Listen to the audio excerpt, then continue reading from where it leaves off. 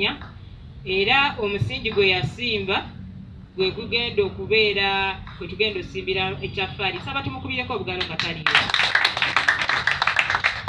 Mbebaza nnyo basebo ne bannyabo okujja era mwenna mbalamusiza mu biti byammwe. Mukulu Nantajja nno naye era naawe bw'oli generations zonna oziyitamu buyisi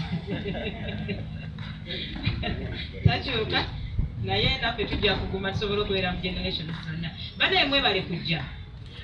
Tulina ekyenjawulo kye twagala okukola era yembeera gye tulimu okubeera nga tuli closer to you, tusobole okubeera nga tuwuliziganya nga tuyambagana nga tuwuliziganya nga tukola byonna.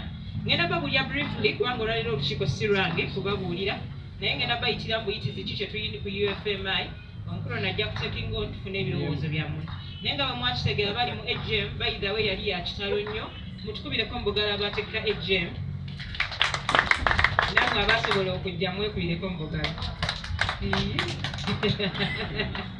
kale naye nga kiwasobola okulonda olukiiko mu bintu bino ebyokufuga kwa CMO ekimu ku kiraga nti ekitongole kikula kwe kubeera n'olukiiko lwa board nga luteeketeeke bulungi ate olukiiko olwo ne lubeera ne secretariat be bakozi b'emirimu day to day era tobola bw'ojja mu ofiisi osobola kusanga mwami Kiine ne Yusuf wadde nga vice chairman bo omulimu gwabwe kuba kuteekateeka bateesa ate ne balondoola.